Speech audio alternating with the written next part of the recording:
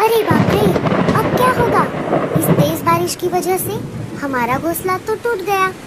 हमने हमारा घोंसला सर्दी के मौसम के लिए बनाया था, लेकिन हमें क्या पता था कि सर्दी के मौसम में इतनी तेज बारिश भी आ सकती है। हाँ लाडो, लेकिन हम और कर भी क्या सकते हैं? प्रकृति हमारे हिसाब से तो नहीं चलती। मम्मी, मुझे बहुत ठंड लग रही है। हाँ मम्मी, मुझे भी। सोनू, पिंकी, इधर आओ। तुम दोनों मेरे पंखों के नीचे आओ।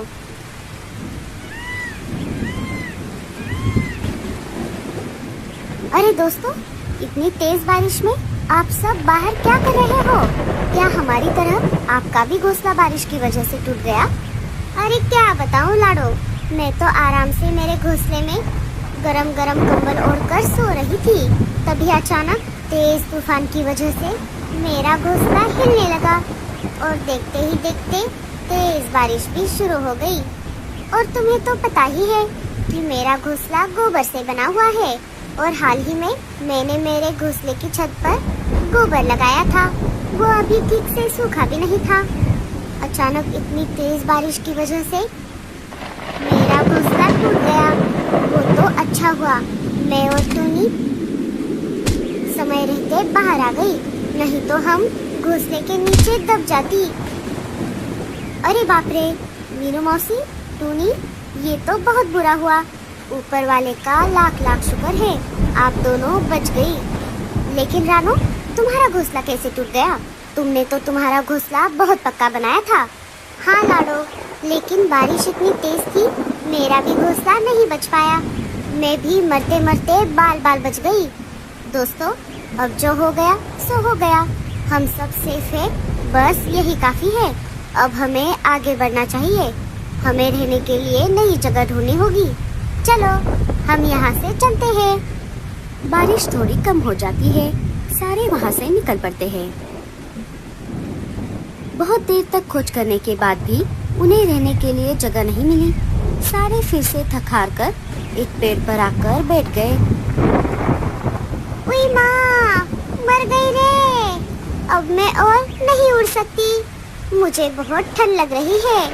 मीनू मौसी, आप ऐसे हिम्मत मत हारो। मुझे लगता है हमें थोड़ा और आगे जाना चाहिए। क्या पता हमें आगे कोई अच्छी सी जगह मिल जाए। वो सब वहाँ से निकलने ही वाले थे, तभी उन्हें वहाँ से कालू, गोरी और जग्गू जाते हुए दिखाई दिए। लाडो उन्हें आवाज लगाकर बुला लेती है।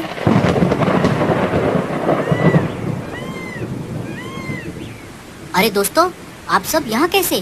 टूनी सारी बात कालू को बता देती है। इस अचानक आई हुई बारिश की वजह से हमारा भी घोंसला टूट गया, लेकिन मैं एक जगह जानता हूँ जहाँ पर हम रह सकते हैं। मैं, गोरी और जग्गू वहीं पर जा रहे थे। अब हम सब साथ मिलकर वहाँ जाएंगे। अरे कल मुहे, क्या तुझे हमारी याद नहीं आई जो तू अकेले अकेले वहाँ पर जा रहा था? अरे मीनू मौसी, आप गुस्सा मत करो। हमें नहीं पता था कि हमारी तरह आपके भी घोंसले टूट गए हैं, इसीलिए हमने आपसे नहीं कहा। लेकिन हम सब अब साथ में वहाँ जाएंगे। हम जहाँ जा रहे हैं वो एक इंसानी बस्ती है। वहाँ के एक झोपड़ी के बाहर एक बहुत बड़ा पेड़ है। उस पेड़ पर बहुत सारे घोंसले हैं। हमारे नए घोंसले बनने तक हम सब वहीं रहेंगे। चलो, हम सब चलते हैं। थोड़ी देर उड़ने के बाद सारे उस जगह पर आ जाते हैं। वहाँ पर आकर उन्होंने देखा उस पेड़ पर पहले से ही 2-4 घोंसले बने हुए थे और वहाँ पर पहले से ही दाना पानी भी रखा हुआ था। लेकिन कालू भैया, ये तो इंसानी बस्ती है, क्या हमें यहाँ पर कोई खतरा नहीं होगा? अरे नहीं लाडो, इंसानी बस्ती तो यहाँ से बहुत अंदर है। ये घर हमारे जंगल के पास और इंसानी बस्ती के बहुत बाहर है। यहाँ पर एक औरत अपने पति के साथ रहती है। मैं यहाँ पर बहुत बार आ चुका हूँ। हमें यहाँ पर कोई खतरा नहीं है। वैसे तो हम यहाँ पर हमेशा के लिए रह सकते हैं, लेकिन हम ऐसा नहीं करेंगे। जब तक हम हमारा नया घोंसला नहीं बना लेते, बस तब तक हम यहाँ पर रहेंगे। लेकिन कालू भैया, मैंने तो सुना है कि इंसान बहुत बुरे होते हैं। वो पंछियों को पकड़कर बाजार में बेच देते हैं। अरे नहीं टूनी, ये परिवार ऐसा नहीं है।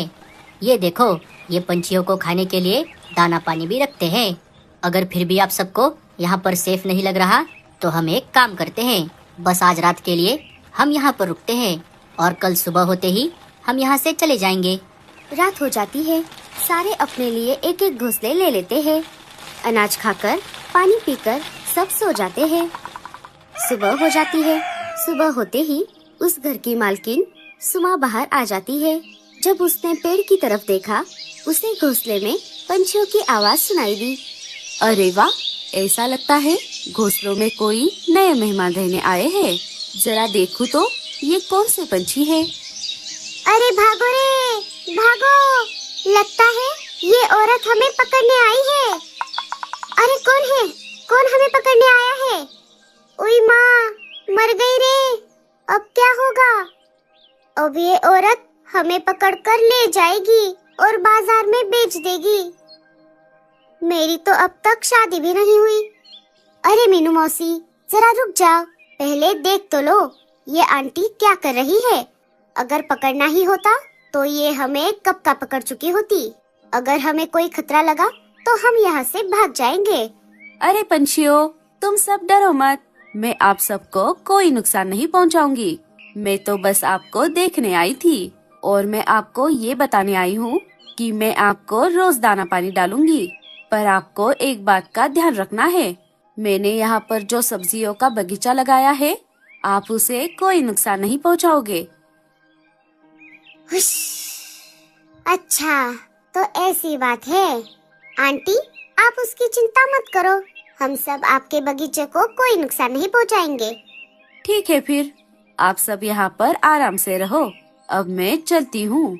देखा मीनू मौसी, मैंने कहा था ना आपसे, ये आंटी हमें नुकसान पहुँचाने नहीं आई थी। आप सब खामखा ही डर रहे थे। ये आंटी तो कितनी अच्छी है, हमें रहने के लिए जगह भी दे दी और दाना पानी भी दे दिया। वो सब बातें कर ही रहे थे, तभी रीमा और भूरा वहाँ पर आ जाते हैं। अरे भूरे, रीमा, तुम यहाँ पर कैसे आ गए? वैसे ही मीनू मौसी, जैसे आप सब यहाँ पर आए हो। हमें ये जगह पहले से ही पता थी, लेकिन आपने ये अच्छा नहीं किया। हम दोनों को अकेले वहाँ छोड़कर आप सब यहाँ आ गए। क्या आपको हमारी जरा भी याद नहीं आई? अरे रीमा, हमें नहीं पता था कि हमारी तरह तुम्हारा भी घोंसला टूट गया है। हम तो नए घोंसले के तलाश में भटक रहे थे। वो तो अच्छा हुआ कालू भैया को ये जगह पता थी, वही हम सबको यहाँ पर लेकर आए हैं। अच्छा हुआ भूरे, तुम दोनों यहाँ पर आ गए, लेकिन एक प्रॉब्लम है। कौन सी प्रॉब्लम मीनू मौसी? तुम दोनों को रहने के लिए अब यहाँ पर एक भी घोंसला नहीं है।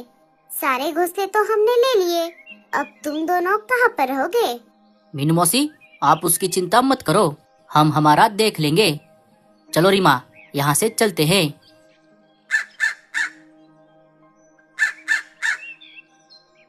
अजी, अब हम क्या करेंगे? आपने तो कहा था कि यहाँ पर बहुत सारे घोंसले हैं, लेकिन यहाँ तो सब उल्टा हो गया। अरे रीमा, तुम ये बार बार क्यों भूल जाती हो?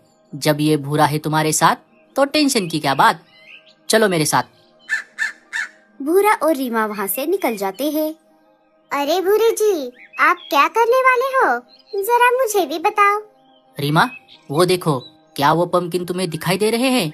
ये भूरा किसी भी चीज से घोंसला बना सकता है। क्या आप उस पंपकिन से हमारा नया घोंसला बनाने वाले हो? अब तुम बस देखती जाओ मैं क्या क्या करता हूँ। सुबह हो जाती है। पंछी सुमा आंटी ने दिया हुआ खाना खा रहे थे कि तभी सुमा वहाँ पर आ जाती है। वो गुस्से से आग बबूला हो गई थी। आखिर आप सबने मुझे धोखा दे ही दिया। अरे आंटी, हम कुछ समझे नहीं, आप क्या बोल रही हो? मैंने पहले ही दिन आपसे कहा था कि मैंने जो बगीचा लगाया है उसमें से कुछ मत खाना, फिर भी आपने मेरी बात नहीं मानी। नहीं आंटी, आपको कुछ गलतफहमी हुई है। हम में से कोई भी उस बगीचे में नहीं गया। हम तो रोज बस आपने दिया हुआ ही दाना पानी खाते हैं। अगर ये आपने नहीं किया तो किसने किया? वो सब बातें कर ही रहे थे कि तभी सुमा का पति वहाँ पर आ जाता है। अरे क्या हुआ? तुम सब झगड़ा क्यों कर रहे हो? सुमा सारी बात अपने पति को बता देती है। बस इतनी सी बात? मेरे पास इसके लिए एक उपाय है। सुमा का पति एक सीसीटीवी कैमरा अपने बगीचे के पास लगा देता है। सारे पंछी सुमा के घर में जाकर सीसीटीवी में देखने लगते हैं कि तभी थोड़ी ही देर में शाम हो जाती है। शाम होते ही भूरा और रीमा सुमा आंटी के बगीचे में आ जाते हैं। अरे वाह वाह वाह वाह, कितनी मस्त जिंदगी है। जो मन में आए वो खाओ और आराम से पंपकिन के घर में रहो। लेकिन भूरे जी, ये सब कितने दिनों तक चलेगा? कभी ना कभी तो हमारा भांडा फूट ही जाएगा। अरे रीमा, तुम टेंशन मत लो। हम तो पहले से ही काले हैं और अभी तो अंधेरा हो गया है, हमें कोई नहीं देखेगा।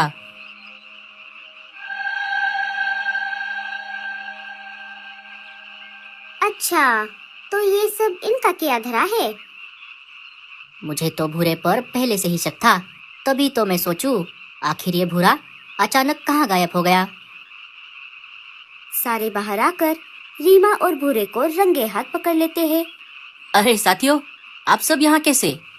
अरे तू हमारी छोड़, तुम दोनों यहाँ पर क्या कर रहे हो? चुपचाप सब सच बताओ। हम तो यहाँ पर बस ये बगीचा देखने के लिए आए थे। झूठ मत बोल रीमा, तुम्हारी सारी करतूत हमने उस सीसीटीवी में देख ली है। अब तुम दोनों सबके सामने अपनी गलती मान लो। हमें माफ कर दो साथियों, लेकिन हम और कर भी क्या सकते थे? आपने तो हमें रहने के लिए जगह नहीं दी, इसीलिए हमें ये सब करना पड़ा। रीमा, भूरे, अब तुम दोनों ने अपनी गलती मान ली है, बस यही काफी है।